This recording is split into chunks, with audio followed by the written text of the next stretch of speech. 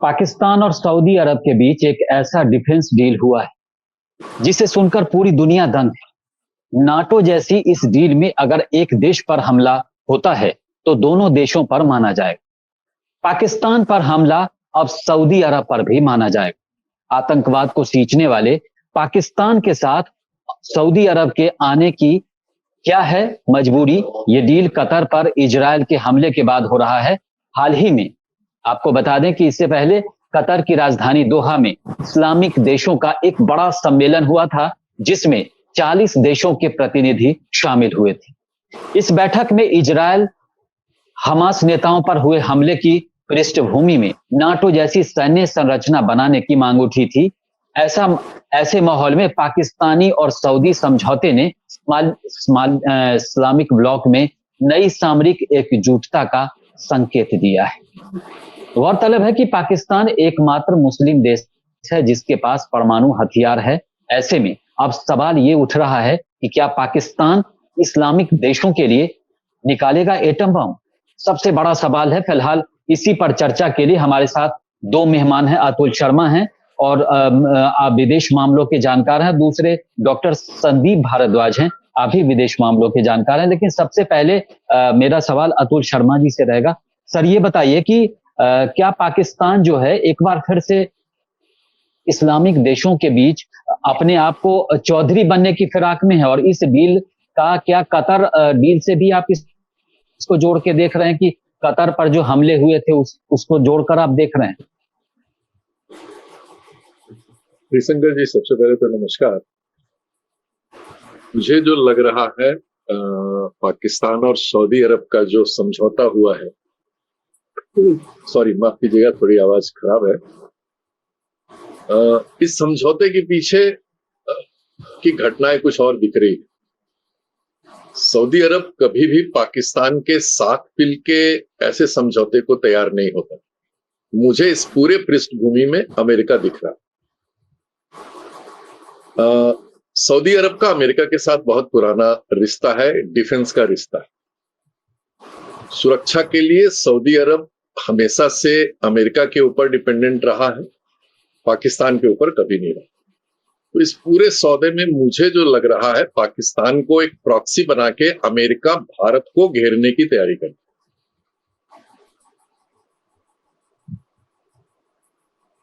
मेरा दूसरा सवाल इससे संदीप जी से है कि संदीप जी, अब आगे अगर पाकिस्तान अपनी हरकतों से तो बाज आता नहीं है, अगर ऐसी कोई हरकत भारत के खिलाफ पाकिस्तान करता है, जो आए दिन वो करता रहता है, तो भारत अगर पाकिस्तान पर हमला करता है तो अब पाकिस्तान भी के साथ साथ ये भी सऊदी भी दिखेगा, तो भारत अब दो मोर्चे पे लड़ेगा।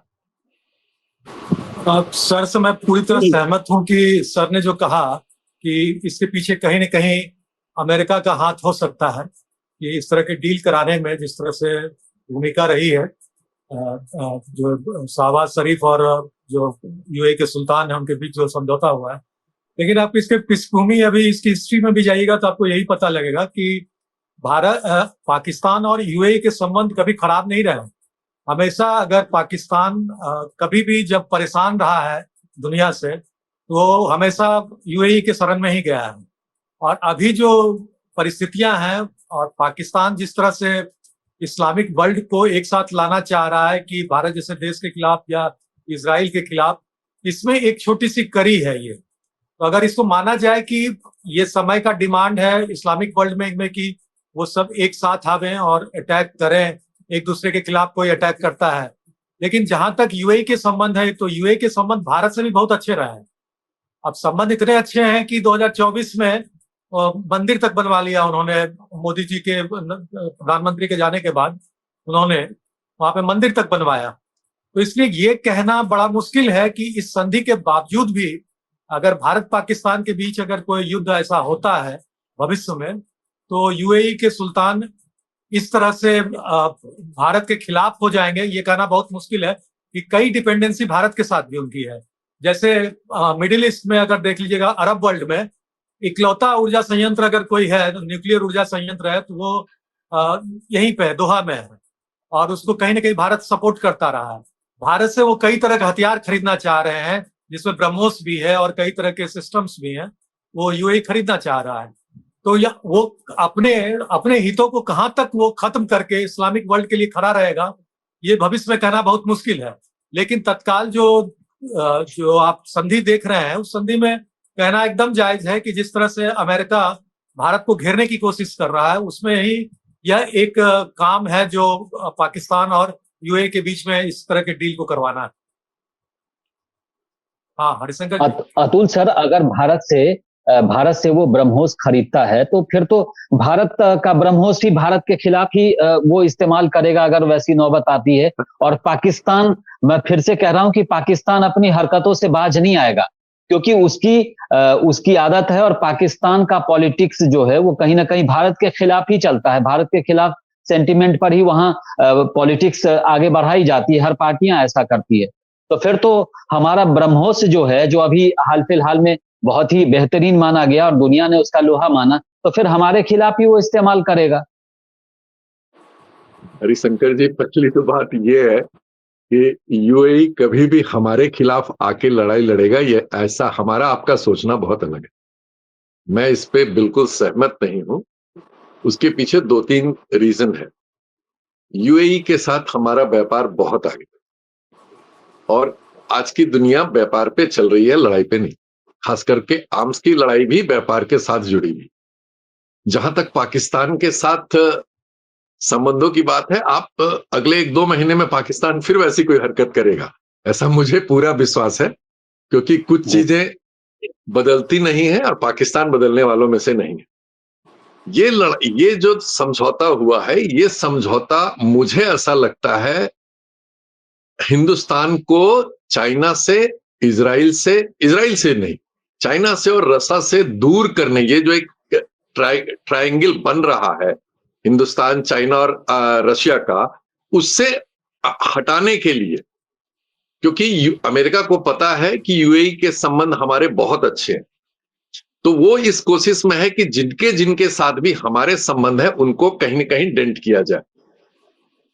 तो ये जो समझौता हुआ है, मैं उसको लेके बहुत ज्यादा परेशान नहीं हूं, क्योंकि हमारा ब्रह्मोस हमारे तरफ नहीं आएगा, ये हमें पता है।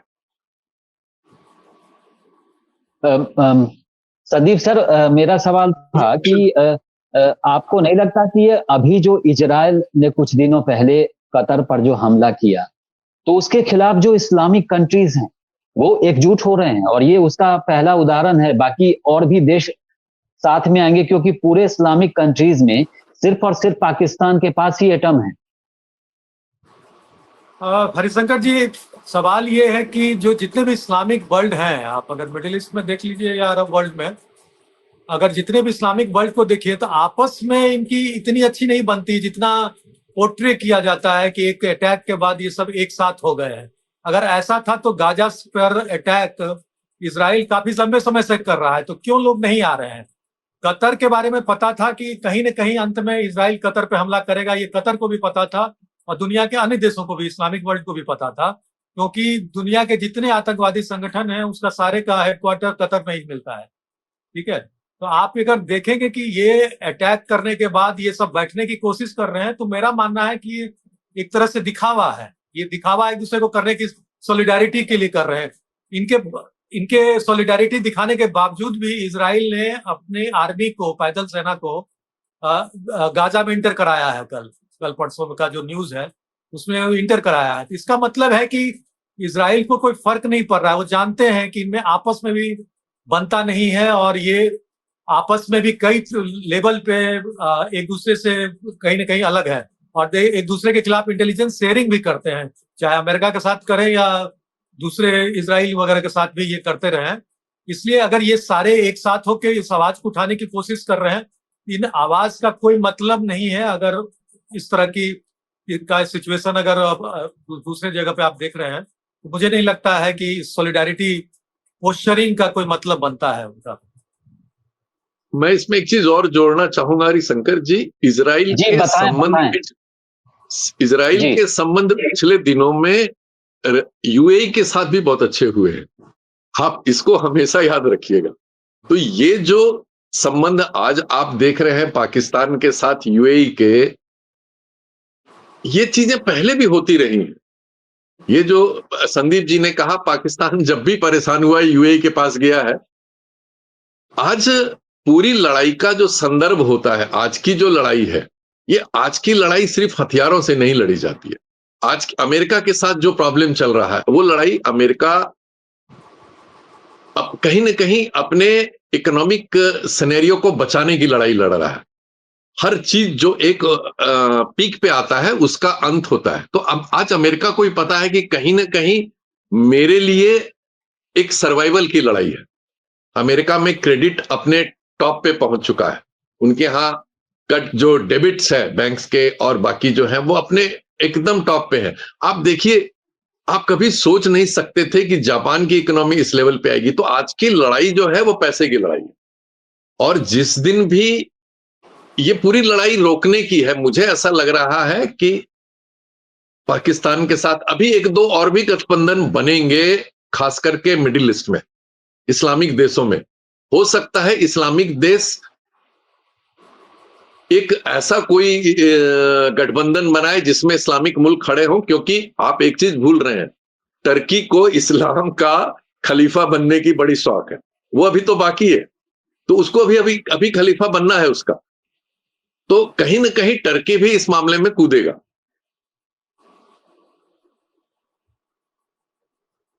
जी तो क्या मतलब भारत को भी तो अपनी तैयारी करनी होगी। देखिए समस्या सामने है, पाकिस्तान और सऊदी अरब साथ आए हैं, ठीक है, हमको परेशान होने की जरूरत नहीं है।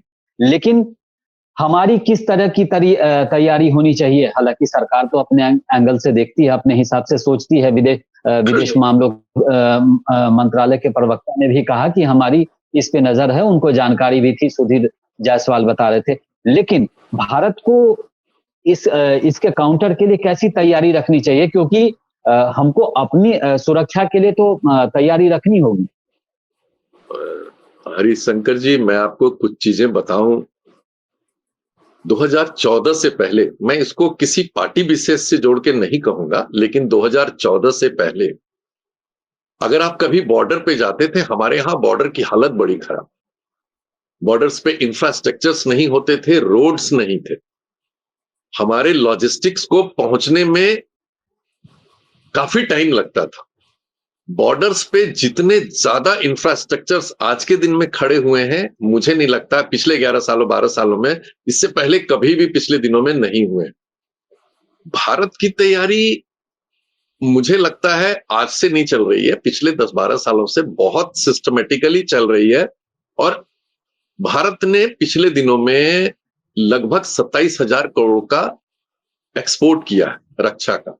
ये 26-27 में इसका टारगेट लगभग 50 से 55,000 करोड़ का है, जो 47 तक दुनिया में नंबर 1 पे जाना है, जो प्रधानमंत्री का 2047 का जो है। तो भारत की रक्षा तैयारी अपने हिसाब से बहुत बढ़िया चल रही है। अभी बहुत जल्दी आप देखेंगे तेजस का जो इंजन का प्रॉब्लम था वो भी रिजॉल्व हुआ है। और ऐसे मुझे इसको लेके बहुत ज्यादा चिंता नहीं लग रहा है। मुझे ये सारी चीजें बेसिकली पाकिस्तान। अच्छा, एक चीज और हम लोग को मानना पड़ेगा, ये जिस एटम बम की धमकी या एटम बम की बात जो हम लोग बार बार कर रहे हैं, एटम बम हम मार्केट में जाके खरीदने वाली चीज नहीं है ना, कि आज हमने फोड़ दिया कल आप फोड़ दोगे, ऐसा नहीं हो। तो ये जो नूर खान बेस पे जो बमबारी हुई थी, जो इंडिया ने ब्रह्मोस छोड़ा था, और उसके बाद अमेरिका के राष्ट्रपति को आके तुरंत कहना पड़ा कि नहीं नहीं, ये सारी चीजें अमेरिका ने कहीं न कहीं अपने आप को फेस ऑफ करने के लिए किया। ये सबको अब तो सारी दुनिया समझने लगी इस बात को। तो वहां पे जब कोल्ड वॉर हो रहा था, तब से उस जगह को अमेरिका ने अपने न्यूक्लियर हथियारों को रखने की जगह बनाई थी। तो न्यूक्लियर मतलब जो हथियार वहां पे रखे हैं जितने भी हैं, वो मुझे नहीं लगता कि उस पे पाकिस्तान का डायरेक्ट कंट्रोल है। पाकिस्तान के बहुत सारे रक्षा अधिकारियों ने बताया इस बात को समय समय पे कि उनका तो वहां एंट्री तक नहीं होता। तो इसलिए पाकिस्तान कहीं ना कहीं मुझे ऐसा लग रहा है कि गल्फ में या फिर जो मुस्लिम कंट्रीज है, उनको ये बार बार उसको हम लोग कहते हैं ना लॉलीपॉप देना, तो वो एटम बम का लॉलीपॉप दे के अपनी इकोनॉमी में कुछ ऐड करने की बात कर सकता है, उससे ज्यादा और कुछ भी नहीं है। सर पाकिस्तान हाँ हमारा नहीं, थ्रेट नहीं है। जी जी जी। जी आप कुछ कह रहे थे। जी नहीं, मेरा वही सवाल है कि आज एक डिफेंस डील करके फिर अगले दिन पाकिस्तान कंगाली के दौर से गुजर रहा है, तो फिर कटोरा लेके पहुंच जाएगा, उसकी तो पुरानी पॉलिसी रही है। बिल्कुल। अब देखिए धीरे धीरे चाइना को बहुत सारी चीजें समझ में आने लगी है। चाइना का जो इन्वेस्टमेंट था पाकिस्तान में, अब उसको समझ में आ रहा है कि उसका रिटर्न चाइना को नहीं मिलने वाला है। तो धीरे धीरे चाइना भी, देखिए आप पैसा लगाते हैं कहीं पे भी तो आप अपने फायदे के लिए लगाते हैं, चाहे वो सामरिक फायदा हो चाहे व्यापारिक फायदा हो, और सारी दुनिया इसी बात पे चलती है, व्यापार ही सबसे बड़ी बात है। तो चाइना को जिस रिटर्न के उम्मीद थी अब वो नहीं मिल रहा, तो चाइना धीरे धीरे पाकिस्तान से अब सिमटेगा, और अब मुझे ऐसा लगता है कि अगले 3-4 सालों में चाइना पूरी तरह से पाकिस्तान से हटेगा। पाकिस्तान को की इकोनॉमी उस लेवल पे है सर जहां मुझे लगता जी है कि आने वाले 2-4 सालों में पाकिस्तान को अपने आप को बैंकरप्ट डिक्लेयर करना पड़ेगा। जी, संदीप सर, मेरा सवाल ये था कि जो अभी पाकिस्तान के जो हालात हैं, वहाँ के प्रधानमंत्री हों चाहे सेना प्रमुख हों, हालांकि सेना प्रमुख भी कम पावर में नहीं होते हैं वहाँ पे, तो उनका जो है वो बड़ा कंफ्यूजन है चीन और अमेरिका को लेके। कभी अमेरिका के यहाँ पहुंच जाते हैं उनके सेनाध्यक्ष, तो कभी शहबाज शरीफ के साथ चीन में बैठक में चले जाते हैं। तो सरकार के भीतर तो कंफ्यूजन है ही, अमेरिका और चीन को लेकर के बहुत ज्यादा भयंकर कंफ्यूजन है। तो पाकिस्तान ऐसे हालात में पाकिस्तान को भारत के नजरिए से कैसे आप देखते हैं? कंफ्यूजन कुछ नहीं है, पाकिस्तान में कभी कंफ्यूजन नहीं रहा है सत्ता को लेके। वहाँ पे आर्मी ही बेसिकली रूल करती रही है। बाकी जो लीडर हैं उसके आसपास आते हैं जाते हैं, तो ये तो पूरा हिस्ट्री रहा है इनका पाकिस्तान का, इसलिए उसमें कोई कंफ्यूजन नहीं है। वो अगर बोले तो मुनीर के ही कहने पे वो कहीं भी जा रहे हैं, चाहे वहाँ के सेना प्रमुख जो हैं उनके कहने पे ही शहबाज शरीफ जा रहे हैं। उनको भी पता है कि अमेरिका अब इनको सरवाइव करने के लिए उतना पैसा देने में सक्षम नहीं है। वो कई संस्थाओं से इनको पैसा दिलवा सकता है, और उसी का कारण है कि वो फिर आज लौट के यूएई के पास गए हैं कि संबंध बनाने के लिए, कि वहां से कुछ पैसा मिल जाए। ठीक है, वो संबंध तो एक है कि ठीक है चलिए आप हमको अटैक से बचाएंगे। उनके यूएई के पास अगर देखा जाए तो अपना क्या है, ज्यादातर अमेरिकन हथियार ही है उनके पास। अमेरिका उनको प्रोटेक्शन देता है। ठीक है, पाकिस्तान से वो संबंध इसलिए भी बना रहे हैं कि पाकिस्तान की हिस्ट्री देखिएगा कि जो इनके फाउंडर मेंबर थे यूएई के, वो अपना पाकिस्तान को अपना दूसरा घर मानते थे। 71 में जब यूएई का गठन हुआ था, तो उसके बाद उस जो फाउंडिंग मेंबर थे उनको मानते थे कि मेरा ये सेकंड होम है। और उसके बाद जब यूएई का एयरलाइंस अमीरत जो बना, उसमें ज्यादातर पाकिस्तानी एयरलाइंस के जो एयरलाइंस बनाने वाले जितने पायलट थे वही उन्होंने उनका गठन किया था उनका। तो यूएई में इनका बहुत बड़ा स्टेक रहा था शुरुआत में पाकिस्तान में, लेकिन अब सिचुएशन बदल चुका है। अब ये जो है यूएई का ज्यादा इसमें रोल बढ़ गया है, यूएई एक बड़े भाई के रोल में आ चुका है वहां पे। तो यूएई एक तरह से मीडिएशन का भी काम करता है। तो इस सारे प्रकरण में अगर देखिएगा कि जो सिचुएशन है उसमें भारत के लिए अभी वो अलार्मिंग सिचुएशन नहीं पैदा हुआ है कि भारत किसी संधि से या किसी देश के कारण वो पैनिक में आ जाए। भारत अपने डिप्लोमेटिक चैनल को खुला रखता है, चाहे वो देश अमेरिका हो, रसा हो, चाइना हो, या किसी तो पाकिस्तान को अगर छोड़ दिया जाए तो बाकी सारे देश से उसका डिप्लोमेटिक चैनल खुला हुआ है। तो सारे देश अपने संबंध अपनी शर्तों पे बनाते हैं। ऐसा नहीं है कि यूएई भी अपने संबंध अगर भारत से बनाता है तो वो पाकिस्तान की शर्तों पे बनाएगा। इसलिए इस तरह के पूरे अगर प्रकरण में आप देखें तो ये क्लियर है कि भारत बहुत ज्यादा इन सब सिचुएशन को लेके अभी पैनिक नहीं हो रहा है, और ना ही इसको होना भी चाहिए, क्योंकि जब आपके संबंध है अच्छे हैं तो आप अपने संबंध पे भरोसा रखना चाहिए। हाँ हरिशंकर जी। जी, मेरा एक सवाल था कि हालांकि शुरू में भी मैंने सर से भी पूछा था कि कतर पर जो इजराइल का हमला हुआ, उसके बाद से कहीं ना कहीं जो इस्लामिक कंट्रीज हैं वो एक दूसरे से मतलब करीब आने की मतलब जुगत में नहीं है, एक दूसरे से बातचीत करने की कोशिश नहीं कर रहे हैं, एक दूसरे के करीब आने की कोशिश नहीं कर रहे हैं, क्योंकि उनको लगता है कि अगर एक रहेंगे तो सेफ रहेंगे। जैसे हमारे यहाँ चलता है, यूपी सरकार कहती है कि एक है तो सेफ है। तो इस्लामिक कंट्रीज में कहीं ये चीजें तो नहीं डेवलप हो रही? सर जवाब देंगे कि अब मैं दूं जवाब? संदीप जी आप बिल्कुल आप बताइए। आप दोनों से यार सवाल है, देखिए, सर दें चाहे आप दें। ठीक है, तो अगर आप देखिएगा एक रहेंगे तो सेफ रहेंगे, वहां उल्टा है अरब वर्ल्ड में। अगर वो ज्यादा एक होंगे तो इसराइल जो है सब पे बम गिराएगा। ठीक है, तो वहां एक रहेंगे और सेफ रहे की पॉलिसी नहीं चल पाएगी, क्योंकि उनको उनकी सबकी बारी आएगी वहां पे, क्योंकि कतर तक वो पहुंच चुके हैं। कतर में वहां वो जब पहुंच चुके हैं तो अब बचा क्या, कौन सा देश बचा? यूएई ही बचा है जिसपे वो बम गिराएंगे नहीं। बाकी जो अरब वर्ल्ड जितने हैं उस पे उन्होंने कहीं ना कहीं कभी हुती के कारण उस पर अटैक किया, कभी हिजबुल्लाह के कारण किया, कभी हमास के कारण किया है। तो इसलिए उन्होंने सारे जगह अटैक कर लिया। वो लास्ट डेस्टिनेशन वो कतर ही था जहां पे उनको अटैक करना था, उस पर अटैक कर लिया। क्योंकि जो लोग आतंकवाद को बढ़ा रहे थे वही लोग कतर में बैठ के मीडिएशन भी कर रहे थे। इसलिए इसराइल पहले से फिक्स था कि अच्छा इनको थोड़ा सा दिन बोलने दिया जाए, उसके बाद जो है हम इन पे अटैक करेंगे। और वो समय आ गया और कतर को उन्होंने मैसेज जो दिया कतर पे अटैक करके, उसके बाद आज देख रहे हैं कि उसकी पैदल सेना गाजा में एंटर कर चुकी है। अगर यूनिटी इतनी ही है तो इसराइल को रोक ले जाके गाजा में एंटर करने से। अपने जो आर्मी है वो अपने टैंक को एंटर करा दिया है पूरी तरह से गाजा में। तो यूनिटी की बात नहीं है, बात है कि आप गलत कर रहे हैं। दुनिया गलत तो कर ही रही थी। अगर जो भी इसराइल हो, इसराइल आज गलत कर रहा है, लेकिन इसराइल को तो युद्ध में आपने झोंका ना। तो आप जब युद्ध में झोंक चुके हैं तो इसराइल अपने सारे विकल्प को खुला रखा है। वो जब तक अपने टारगेट को अचीव नहीं करेगा वो रुकेगा नहीं। तो इसलिए है कि ये वो कतर से एक कोई एक यूनिटी करके नहीं सबसे बनने वाली। निपट रहा है। जी जी जी, अतुल अतुल सर, मेरा आपसे भी यही सवाल था कि क्या इस्लामिक वर्ल्ड में ऐसा तो नहीं चल रहा है कि एक रहेंगे तो सेफ रहेंगे? हरिशंकर जी ये पहली तो बात है सर ये लड़ाई सर इजराइल की।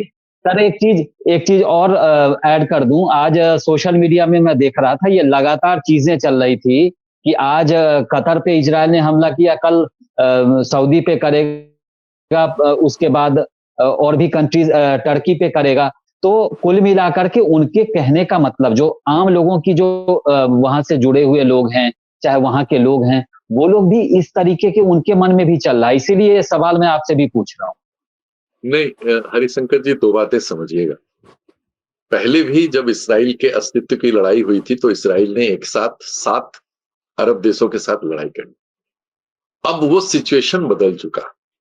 मैं इसराइल के साथ सऊदी अरब का या दूसरे और जो उनके सराउंडिंग में मुल्क हैं उनके साथ की लड़ाई नहीं देख रहा हूं। कतर जिसकी बात आप करते हैं, मैं आपको एक बात बताऊं, दुनिया की जितनी भी इंटेलिजेंस एजेंसीज हैं सबको पता है कि कतर जो है, जिनके यहां पैसे भी सब पर कैपिटल इनकम सबसे ज्यादा है, और वही पूरी दुनिया के जितने भी इस्लामिक टेररिस्ट हैं उनको फंड भी करते हैं। सारी दुनिया को पता है। तो इजराइल को पता है कि हमको कहां टारगेट करना है। मुझे ऐसा लगता है कि इजराइल के टारगेट में इजिप्ट, मिस्र, उसके बाद कतर है, और मुझे ऐसा लग रहा है पता नहीं क्यों कहीं ना कहीं पाकिस्तान भी उसके टारगेट पे है। रह गई बात इजराइल की कि इजराइल के कतर के ऊपर हमला करने से किसी को फर्क पड़ेगा। अगर किसी को फर्क भी पड़ता है तो अमेरिका इजराइल के साथ है, इसको नहीं भूलना चाहिए। और अमेरिका इजराइल के साथ है, और पूरा अरब जो है वो अमेरिका के ऊपर डिपेंडेंट है अपनी सुरक्षा को लेकर। तो इसलिए इजराइल इस बार जो लड़ाई चल रहा है, जो संदीप जी ने कहा कि अपनी पैदल सेना भी, क्योंकि इजराइल को अपना मानचित्र बढ़ाना है इस बार, उसको अपने मैप को बड़ा करना है। ये हम लोग अखंड भारत की बात कर रहे हैं, इजराइल अखंड इजराइल को लेने की इस बार पूरे फिराक में। मेरे बहुत सारे मित्र इजराइल में हैं और बहुत डिटरमाइंड है कि नहीं, इस बार उनको अपने मैप को बड़ा करना है इस बार।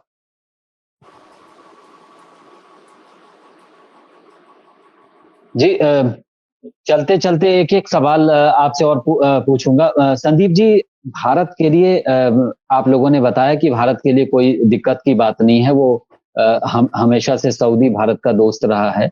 और पाकिस्तान ठीक है, डील कोई ना कोई मजबूरी रही होगी, अमेरिका उसमें एंगल हो सकता है।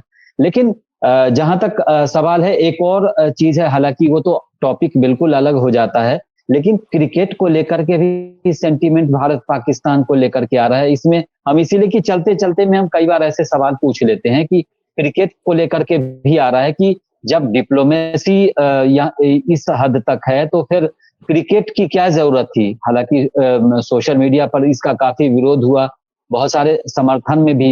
लेकिन आप लोगों का क्या व्यू है, क्योंकि आप लोग विदेश मामलों को देखते हैं, तो क्या मतलब एक पाकिस्तान का वैसा रवैया जो एक तरफ हमला और दूसरे तरफ हमने भी उनके आतंकवादी ठिकानों को निशाना बनाया, उसके बाद क्रिकेट और ये दोनों चीजें कैसे साथ साथ चलना चाहिए और क्यों चलना चाहिए? अगर पब्लिक सेंटीमेंट को देखें तो पब्लिक सेंटीमेंट इसके खिलाफ है कि दोनों देश के बीच में क्रिकेट नहीं होना चाहिए। बाकी चीजें नहीं हो रही तो क्रिकेट नहीं होना चाहिए, तो इससे कोई डिसएग्री नहीं कर रहा है, हर कोई एग्री कर रहा है इस देश में कि क्रिकेट नहीं होना चाहिए। लेकिन देखिए, एशिया कप है ये इसमें कई कंट्री एक साथ खेल रहे हैं, इवन यूएई भी खेल रहा है, और पाकिस्तान के वॉकआउट के कारण यूएई जो है वो लीग में बना रह गया है और पाकिस्तान जो बाहर हो गया लीग से। ठीक है, तो आपने तो सब चीज कर दिया, पब्लिक सेंटीमेंट को डिफाई करते हुए क्रिकेट खेल लिया। उसके बाद जो पोस्चरिंग किया उससे पाकिस्तान में कई तरह के सिचुएशन, उनके क्रिकेट बोर्ड के हालात खराब हो गए हैं। तो ये चीजें हैं। देखिए, क्रिकेट को डिप्लोमेसी में इतना ज्यादा मिक्स नहीं करना चाहिए कि आपको कोई खेल जो है उसमें करे, लेकिन जो पब्लिक सेंटीमेंट है उस पब्लिक सेंटीमेंट के साथ जाना चाहिए। लेकिन हाँ, यहाँ पे ये भी है कि ये बायलैटरल सीरीज नहीं था। अगर बायलैटरल सीरीज होता तो एक दूसरे के प्रति हम लोग रेड कारपेट बिछाते हैं, लेकिन यहाँ पे कई कंट्री थे एशिया के, तो किसी पाकिस्तान के कारण एशिया के अदर कंट्री को पनिश करना ये भी उतना जायज नहीं लगता है। तो इसलिए अगर क्रिकेट हो गया तो ठीक है, लेकिन इस तरह से बचना चाहिए। इस तरह के मल्टीलैटरल फोरम जो है क्रिकेट वगैरह में, जहाँ पे एशिया कप हो या कई जिसमें कई कंट्री 6-7 कंट्री पार्टिसिपेट कर रहे हैं, तो पहले से इस तरह से सरकार को कुछ पॉलिसी लेके चलनी चाहिए कि हम, हो सकता है हम हारे या जीते, हम पाकिस्तान के साथ नहीं खेलेंगे, एशिया कप तो खेलेंगे लेकिन नहीं खेलेंगे। तो इस तरह की चीजें वो निकाल सकते हैं, क्योंकि पब्लिक सेंटीमेंट जी वाकई जी जी, जो अतुल सोशल मीडिया पे बहुत ज्यादा क्रिटिसिज्म हो रहा है सरकार का इसको लेकर। जी, अतुल सर, आप आपकी क्या राय है, आपका क्या नजरिया है कि भारत को पाकिस्तान के साथ क्रिकेट कंटिन्यू करना चाहिए था? मैं संदीप जी की बात से सहमत हूं कि सेंटिमेंट पब्लिक का है, लेकिन हम लोग एक चीज को भूल जाते हैं। डिप्लोमेसी में हम उन लोगों की बात कर रहे हैं जिस इंसान को, जिस शख्स को राज्य की डिप्लोमेसी का 12 साल का और देश की डिप्लोमेसी का 12 साल का अनुभव है, जो लगभग 25 साल से डिप्लोमेसी ही कर रहा है, और हम लोग बैठ के उसको डिप्लोमेसी सिखाएं, मुझे नहीं लगता कि ये कहीं से भी वर्थ है, जायज है। जो नहीं, हम जो लोग इंसान सिखाने आज की कोशिश नहीं भारत कर का, रहे हैं। नहीं, जो इंसान आज भारत का प्रधानमंत्री बना बैठा है, मुझे लगता है उसको, हमको और आपको डिप्लोमेसी सिखाने की जरूरत नहीं है। सन्ना संदीप जी, हम या हरिशंकर जी, एक 11 या 12 साल के शासन में उसने लगभग 6 पाकिस्तानी प्रधानमंत्री को देखा, 5 यूके के प्रधानमंत्री को देखा है, श्रीलंका से 4 प्रेसिडेंट को देखा, दुनिया के तमाम लोगों को, मैंने जहां भी होता रहा है, अमेरिका के कुछ प्रेसिडेंट्स को देखा, दोनों डिप्लोमेटिक और रिपब्लिकन्स को। तो ये नरेंद्र मोदी जी जो हमारे प्रधानमंत्री हैं, वो बहुत सीजन डिप्लोमेट्स हैं, और मुझे नहीं लगता कि उनको, हम लोगों को जो खेल है उसको हम लोग ऐसे ही छोड़ दें।